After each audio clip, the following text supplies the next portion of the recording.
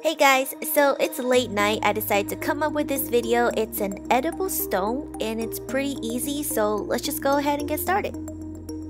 So a quick story, actually I was not supposed to be making this DIY. I was supposed to be working on something else, but somehow that one failed and it led me to this. You know how sometimes you're working on an idea and you go to do it and then you fail and then you come up with something new. So that's kind of like what happened here. Anyways, what I'm doing here is just cutting a piece of heart using a knife and a piece of bread. Kind of weird, right? You're using bread to make molds, but I find it that it's actually much cheaper to use bread. And believe it or not, it actually worked for this particular DIY because you don't want the edges to be too perfect like a regular mold. You want it to be rough. Well, not this rough, but you get the point. So if you feel like the heart isn't perfect, you just go back in with your knife and shape it.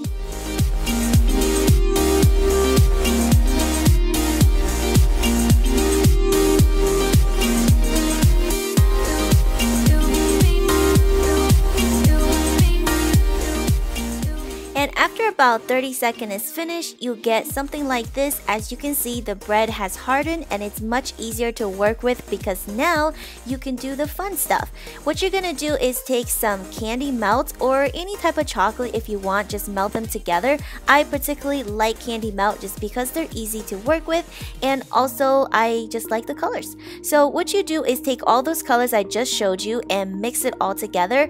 And I know it sounds weird, you could just probably get a gray color if you want to, but I felt like I do want a little bit of pink, I do want a little bit of green and blue inside the heart, so I decided to mix all the colors but not completely, so it has a little bit of gray and it has a little bit of other colors.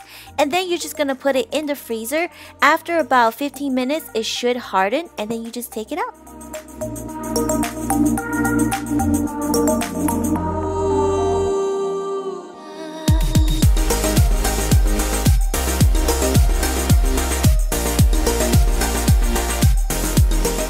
So for this part, I just want to let you guys know to be really careful because sometimes when you break it, it could break the actual candy melt that's inside.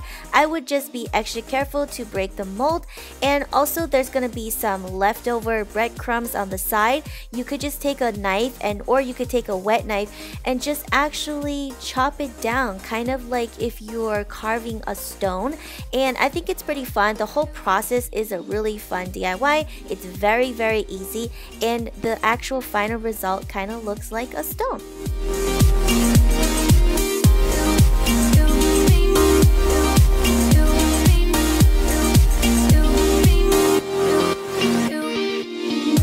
Alright, so by the time you guys see this video, it will be Saturday morning, and hopefully you guys enjoy the rest of your weekend and check out some of my other videos. See you next time. Bye!